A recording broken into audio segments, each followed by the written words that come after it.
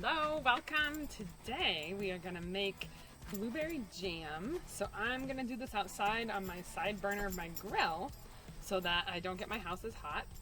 So the first thing we're going to need is 4 cups of blueberries, and we can add that to our pot.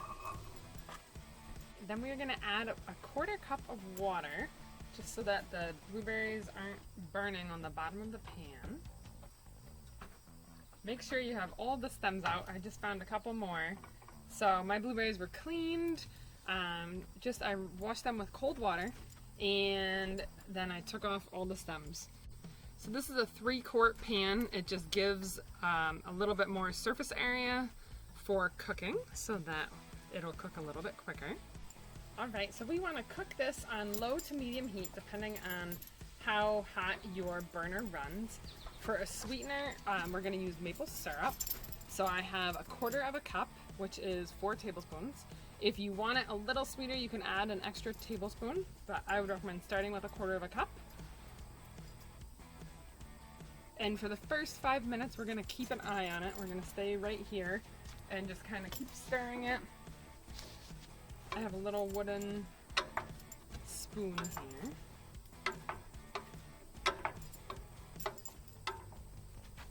Okay, so they've just started cooking. The water is starting to perk a little bit. We just want to keep an eye on it and keep stirring it so that nothing burns on the bottom. So you don't have to stir it continuously. We just want to be around. Once it starts cooking a little bit, we'll get even more liquid on the bottom, and then we'll stir it every couple of minutes. Alright, if you have a potato masher, you can use that to just kind of mush up the berries. If not, you can take a large fork and just kind of press it against the side of the pot. Start to kind of press the berries down.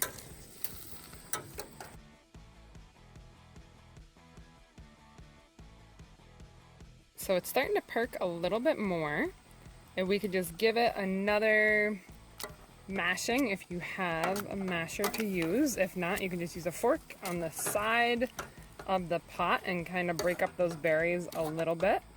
They will continue to break down on their own also as they cook. I mashed my berries up 2 different times, just a little bit. It's still chunky. We want to leave it a little chunky and the berries will continue to break down on their own. But we want to be giving it a stir every 3 or 4 minutes just to make sure it's not burning onto the bottom of the pan here. And it's starting to smell really good, so hopefully your blueberry jam is starting to smell good too. The jam is perking along. It's been about 20 minutes and you can see it's definitely lost a lot of its liquid. It's cooking off. As it cooks down, you might have to lower your heat a little more because we're just cooking it down and there's less volume here. So keep stirring it and making sure it's not burning on the bottom.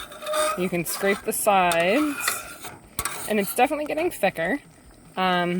Still a little bit runny here. I'm going to let it cook a little bit longer. And it is definitely thickening up.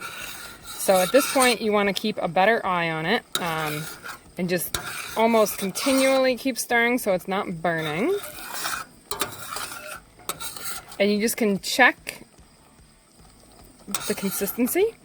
And I'm probably going to let this cook a few more minutes. And then we'll be done and we'll do a little taste test. It's been 35 minutes. And this has thickened up a lot. Kind of see it coming off here. So depending on how big your pot is and how hot you are cooking at, if it was perking continuously, you should be able to cook down 4 cups of blueberries into jam here in about 35 to 45 minutes. I just turned off my burner here, so mine took 35 minutes to cook down to a consistency that I liked. It's also going to get a little thicker as it cools and when you put it in the fridge. But it's a good idea to get a little scoop out and just make sure you like the taste of it before you let it completely cool. I think it's delicious. I think that's plenty sweet enough, having the 1/4 cup, but if you want it a little sweeter, you could add another tablespoon and then give it a stir and see what you thought.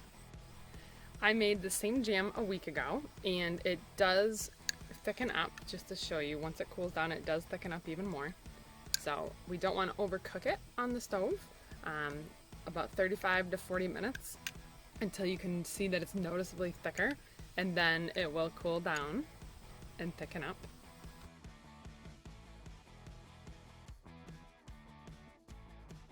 For transferring it to a container, if you're doing it in glass while it's still hot, you're going to want an adult to help you with this, and you can either get a ladle and put it in that way, just scoops at a time. If you have a funnel, a canning funnel, that'll work really well. Okay, I hope you had fun making blueberry jam.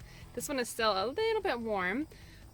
So regardless of what container you're using, you want to let it completely cool before you put your cap on, and then you can store it in the refrigerator for up to 2 weeks, although it won't last that long because it's really tasty. And if you want, you could also freeze it, so make sure you have a freezer safe container to put it in. Thank you for joining me today. I'll catch you next time.